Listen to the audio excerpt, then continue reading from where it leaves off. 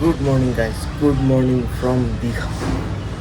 আমি কাল রাতে কালকের ভিডিওতে দেখেছেন যে আমি দীঘায় এসেছি, আমি আর পলাশ। আর কিসের জন্য এসেছি সেটাও হয়তো দেখেছেন, আর যারা দেখেননি, যারা এই ভিডিও থেকেই দেখা স্টার্ট করছেন, তারা আগের ভিডিও দেখে নেবেন, আই বাটনে লিঙ্ক থাকবে। আর সকলকে ওয়েলকাম জানাই আমার নতুন ভিডিওতে। এখন আমরা মোটামুটি সকালে বাজে 9টা, আর ব্রেকফাস্টের টাইম হয়ে গেছে, প্লাস শ্যুটেরও টাইম হয়ে গেছে। আর আপাতত ওয়েদার মোটামুটি সানি, আর হালকা হালকা মেঘও রয়েছে, সকালে এক পশলা বৃষ্টিও হয়েছে। খুব বেশি সময় আর নষ্ট করব না, এখান থেকে সি বিচ যথেষ্ট ভালোভাবে দেখা যাচ্ছে। তবে এখন প্রচণ্ড ওদিকটা রোদ্দুর রয়েছে বলে সি বিচে একটু মেঘলা, মানে সি বিচে একটু মানে বেশি বার্ন আউট হয়ে যাচ্ছে, যার জন্য খুব ভালো করে দেখা যাচ্ছে না। আর এখান থেকে এই সকালবেলার ভিউটা একবার আপনাদেরকে দেখিয়ে দিই। দেখুন, এই হলো এখনকার ভিউ। এখান থেকে নিচে সুইমিং পুল, সামনে রোড,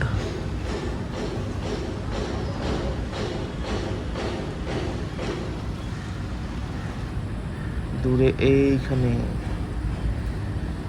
এই হলো সি বিচ। আর বেশি সময় নষ্ট করবো না, এখন নিচের দিকে যাই, নিচে গিয়ে ব্রেকফাস্ট করি। আর ব্রেকফাস্টের যা যা ফটো তোলার সেগুলো করতে হবে, শ্যুট করতে হবে। চলুন সোজা ব্রেকফাস্ট টেবিলে দেখা হচ্ছে।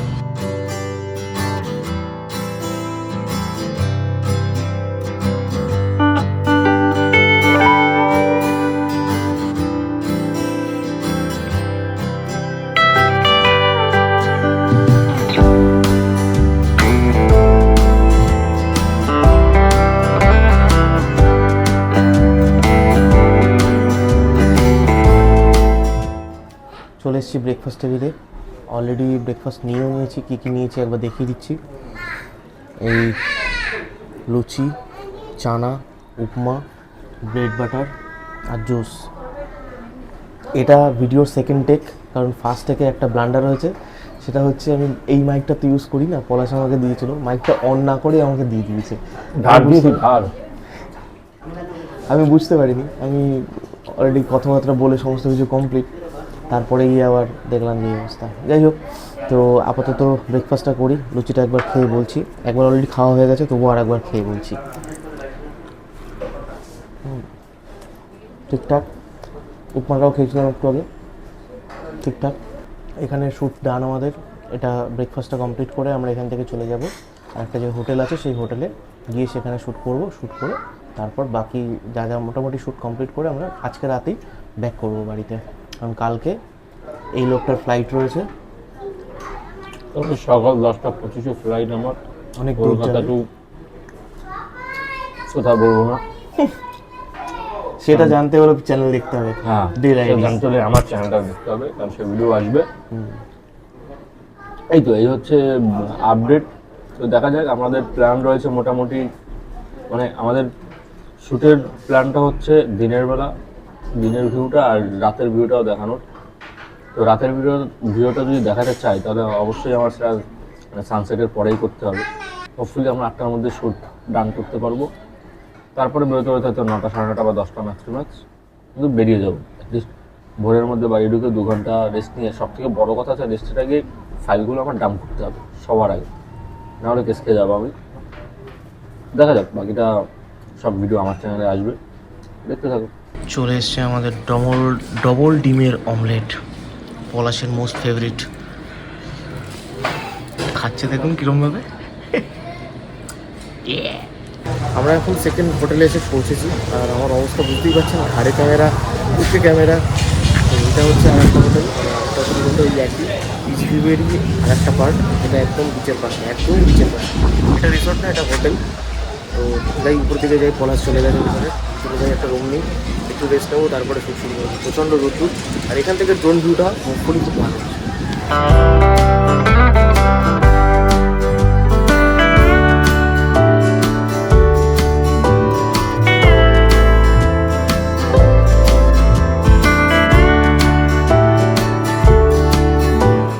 এই হলো রুম, আর এইখান থেকেই বিচ ভিউ দেখুন।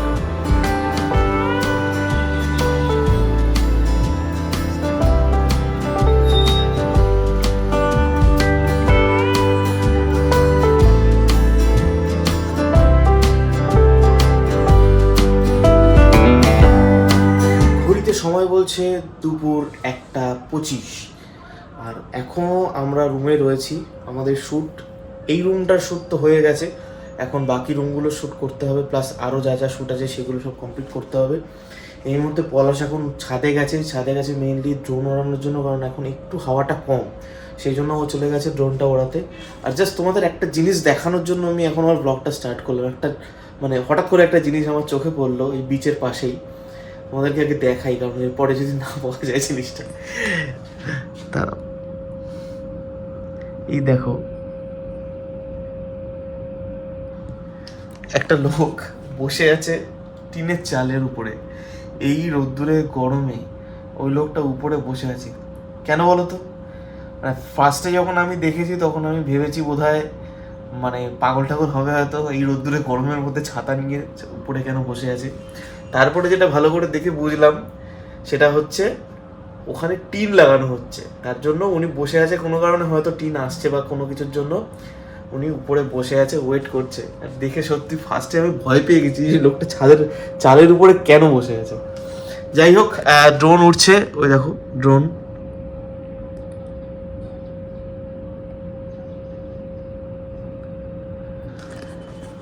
আর কথা বেশি না বাড়িয়ে আমরা শ্যুট শুরু করতে যাই। পলাশের হয়তো ড্রোনটা ওড়ানো হয়ে যাবে ততক্ষণে, তো শ্যুটটা করি, তারপরে লাঞ্চ করব। লাঞ্চ করে আবার একটু রেস্ট নেবো, বা হয়তো বিচের দিকে যেতে পারি একটু। মানে এখনও কিন্তু জল কাছাকাছি রয়েছে, মানে অ্যাকচুয়ালি অনেকটা কাছাকাছি এখানে জলটা।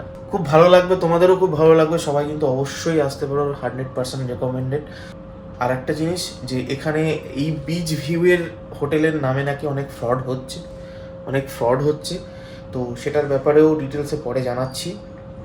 এটুকু আমি জাস্ট এখন বলে রাখলাম, পুরো ব্যাপারটা পরে বলবো। Our hearts beat to the city streets. We began to feel the fire. We rise like tall buildings as the chemicals they take us higher. The night's young and it's just begun as she puts her hand in mine. We wanna chase the night, wanna dance to the light, pull the stars from the sky, just two hearts running wild. Never sleep, never stop, as we shout from the top. We're gonna be two hearts running wild. এই shoot চলছে, এখনও shoot complete হয়নি, এখনও খানিকটা বাকি আছে। আপাতত একটু আবার ব্লগে আসলাম, তার রিজন হচ্ছে এখন আমরা একটু ড্রিঙ্কস টাইম, তো এটা অন্য কিছু ভাববেন না, কারণ ওইদিকে অন্য কিছু ভাববেন না মানে তুমি তো অন্য কিছুই খাচ্ছ, পিছনে কি কাউন্টার নিয়ে বসে আছো তুমি? আরে এই কি বলছিস সমস্ত এটা তো এই কাউন্টারের জায়গা। আচ্ছা, এটা তো বারের সেকশন। ও মা, তাই তুমি ফ্রেশ লাইন সোডা নিয়ে আমাকে নিয়ে বসিয়ে গেছো অর্ডার দিয়ে। তাহলে এটা কি খাচ্ছি তাহলে আমি? এটা তো শুরু করেছো, ওটা তো বানাচ্ছি। ও আচ্ছা, কি মারছো তুমি সব জায়গায়?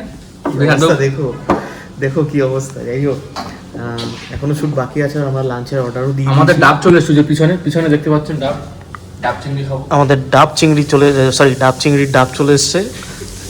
ব্রেকফাস্টটাকে ডিনার বলবে, ডিনারটাকে ব্রেকফাস্ট বলবে। হ্যাঁ, আমি এই জিনিসগুলো একটু কম না, ওই তো ডাব চিংড়ি হবে, ডাব চিংড়ি, তোমার মাটন, কাঁকড়া আমাকে। যাই হোক, তো এখন এটা খাই একটু। হতে পারে কোথায় আগে ছিল। যাই হোক, তো আর কথা না বাড়িয়ে আপাতত খাওয়া দাওয়াটা কমপ্লিট করি। আর খাওয়া দাওয়ার সময় আসছি, মানে লাঞ্চের সময় আসছি। এখন বাজে বিকেল 4:30, আমরা এবার লাঞ্চ করব। আর মোটামুটি শ্যুট ডান প্রায়। এবার সন্ধ্যের দিকে যে শ্যুটটা বাকি আছে সেটা হচ্ছে, আর ড্রোনটা এবার উড়াতে হবে। অলরেডি মানে অন্ধকার হয়ে আসছে, কারণ প্রচুর পরিমাণে মেঘ করেছে। আর কী ডিনারে কী লাঞ্চে অর্ডার দিয়েছিলাম সেটা একবার দেখিয়ে দিই। এদিকে স্যালাড আছে, রাইস আছে, মাটন আছে, এদিকে ক্র্যাব মানে কাঁকড়া, আর এদিকে এটা হচ্ছে ডাব চিংড়ি। এবার লাঞ্চটা কমপ্লিট করি। Now the morning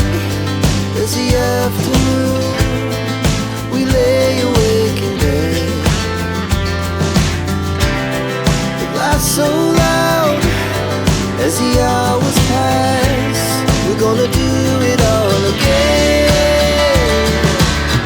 We wanna chase the night, wanna dance to the light, pull the stars from the sky, just two hearts running wild.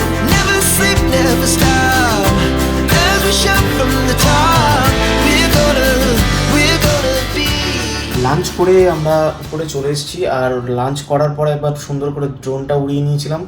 বৃষ্টি হচ্ছিল ঝিরিঝিরি, কিন্তু ড্রোনটা ওড়াতে পেরেছি। তো আমরা রুমে এসে এখন একটু রেস্ট নেব হালকা করে। পলাশ, আরও কিছু পলাশের ছবি তোলা বাকি আছে, সেটা পলাশ তুলতে গেছে। ওর ছবিগুলো তোলা হয়ে গেলে তারপরে আমরা নিচে যাব। নিচে গিয়ে আরও কিছু রেস্টুরেন্টের ওখানটায়, যেহেতু বার রয়েছে, তো বারের কিছু সেগমেন্ট আমাদের তোলা এখনও বাকি আছে। তো বার সেগমেন্টগুলো কমপ্লিট করে বাইরের থেকে একবার লাইট জ্বালার পরে বাইরে থেকে একবার দেখাবো, পুরো দেখে টেকে আমরা প্যাক আপ করে, মানে ওইখান থেকে ওই হোটেলে যেতে হবে, আগে ওই রিসোর্টে যেতে হবে। রিসোর্টে গিয়ে সেখানেই আমরা আমাদের লাগেজ টাগেজ রয়েছে, আমরা গিয়ে আগে ফ্রেশ হবো, তারপর লাগেজ মানে গোছাবো, গুছিয়ে সমস্ত কিছু মিটমাট করে দিয়ে আমরা বেরিয়ে যাব। তো ইচ্ছে আছে 9:30, ম্যাক্সিমাম 9টা 9:30টার মধ্যে আমাদের বেরিয়ে যাওয়ার টার্গেট আছে। দেখা যাক কতটা কী হয়। আর খাওয়া দাওয়া তো দুর্দান্ত হয়েছে, মানে পেট ভরে গেছে, বোধহয় রাত্রে আর ডিনার করা লাগবে না। যাই হোক, দেখা যাক, যা হবে তো আপনাদেরকে দেখাচ্ছি। এতক্ষণ পর্যন্ত যারা ভিডিওগুলো দেখেছেন, এই প্রপার্টির ডিটেলস কিন্তু আমি ডিসক্রিপশানে দিয়ে দিয়েছি, সেখান থেকে গিয়ে আপনারা চেক আউট করে নেবেন।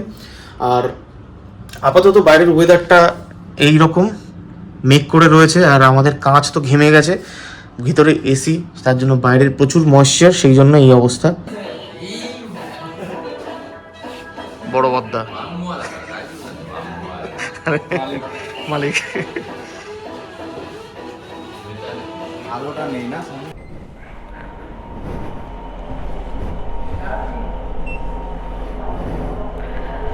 তো ফাইনালি সাকসেসফুলি সব শ্যুট ডান।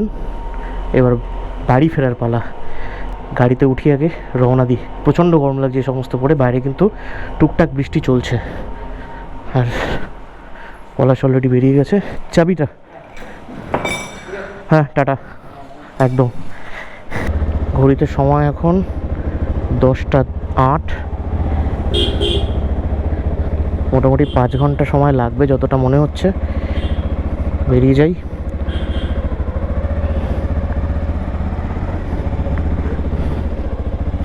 পলাশও রেডি।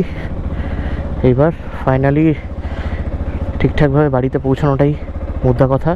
তার কারণ আমরা দুজনেই যথেষ্ট টায়ার্ড, তার উপরে পলাশকে আবার বাড়ি পৌঁছেই আবার ভোরবেলা ফ্লাইট রয়েছে। আর পুরো দীঘাপুরি এখন অনেক জায়গাতেই এখনও দীঘা টলছে। You know what I mean. আমরা এখন চলে এসেছি ওল্ড দীঘাতে। এটা হচ্ছে ওল্ড দীঘা। আমরা ছিলাম অ্যাকচুয়ালি নিউ দীঘাতে, কিন্তু তো সেখান থেকে ওল্ড দীঘাতে চলে এসেছি। এখন ওল্ড দীঘা ক্রস করছি। রাস্তা কিন্তু একদম শুনশান, ফাঁকা রাস্তা, কোনো গাড়ি ঘোড়া নেই। অ্যান্ড আর একটা কথা, আমরা সন্ধ্যাবেলা না, অ্যাকচুয়ালি আমরা মোটামুটি তখন অলমোস্ট 9টা বাজে তখন প্রায়। আমরা বিচ ভিউ থেকেই ওই স্ন্যাক্সের মতন করেই একটু ডিনার করে নিয়েছি আর কি। মানে মেনলি আমরা আজকে বেলা গেলে খেয়েছি, তো যে তার জন্য খিদেটা খুব বেশি ছিল না। এবার সারা রাত গাড়ি চালাবো, কোথাও কিছু খাবোও না, তো ওই জন্য ওরা বললো যে না কিছু খেয়ে যাও। তাই বললাম ঠিক আছে তাহলে। তাই ড্রাই চিকেন মাঞ্চুরিয়ান আর সে ড্রাই সিজওয়ান চিকেন করে দিয়েছিল আমাদের। তোমরা ওভারলেতে দেখেই নিলে। কোয়ালিটি কিন্তু দারুণ ছিল, দারুণ কোয়ালিটি। মানে আমরা সত্যি খুব মানে তৃপ্তি করে খেয়েছিলাম দুজনে। এদিকের রাস্তাও কিন্তু ফাঁকা, পুরো ফাঁকা রয়েছে এখন রাত্রিবেলা। এখন ঘড়িতে সময় হচ্ছে 10:51, মানে অলমোস্ট 40 মিনিট আমরা বাইক চালিয়েছি। এখনও পর্যন্ত প্রায় 30 কিলোমিটারের কাছাকাছি চলে এসেছি। 40 মিনিটে 30 কিলোমিটার এসেছি এই ভিতরের রাস্তা দিয়ে। বুঝতেই পারছেন রাত্রেবেলা রাস্তাটা ফাঁকা থাকে। রাত্রেবেলাটা তাড়াতাড়ি একটু আসা যায় অবশ্যই, তবে যারাই আসবেন না কেন একটু সাবধানে গাড়ি চালাবেন। কারণ একে তো অন্ধকার, গাড়িতে যেন ভালো পরিমাণে লাইট থাকে। একে প্রথম কথা ভীষণ অন্ধকার, আর তার উপরে যেই পরিমাণে মানে মোটামুটি যে কটা গাড়ি যায় সেগুলোকে ওভারটেক করে তারপরে বেরোতে হবে। তো সেই জন্য তোমাদের কিন্তু মানে যথেষ্ট স্টেবল হতে হবে, স্টেবল হয়েই কিন্তু বাইক চালাতে হবে। এই বর্ষার সময় না এই গাড়ির পাশ থেকে যেতে খুব মানে যাওয়াটা খুব ডিফিকাল্ট, খুব প্রবলেমেটিক।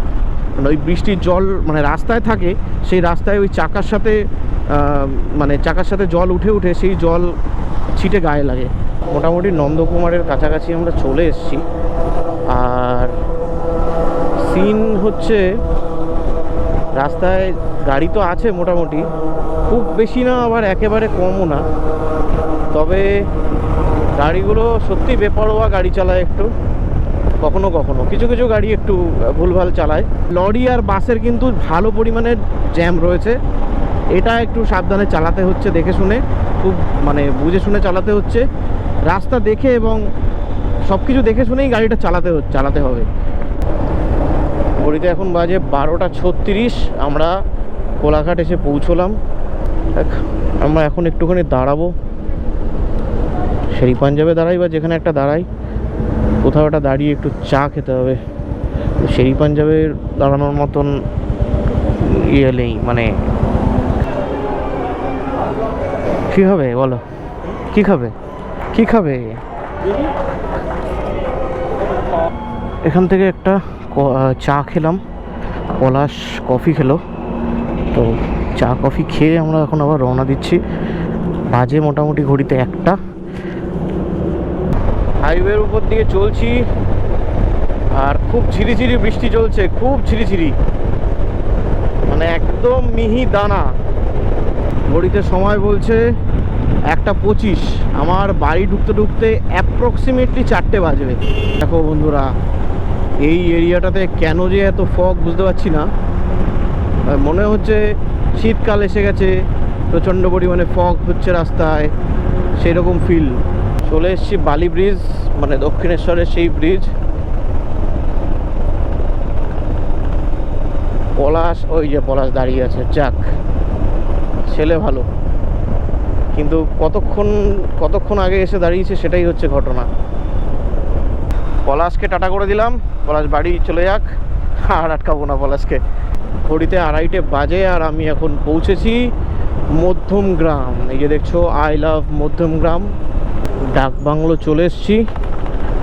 পলাশ বাদিক দিয়ে বেরিয়ে গেল আর আমি ডান দিক দিয়ে আমাদের বনগাঁর যে রোড, যশোর রোড, এটা মানে যেটা দিয়ে এসেছি সেটাও যশোর রোড, যদিও মানে বারাসাতের রাস্তাটা ধরে নিলাম। পৌঁছে গেছি দত্তপুকুর।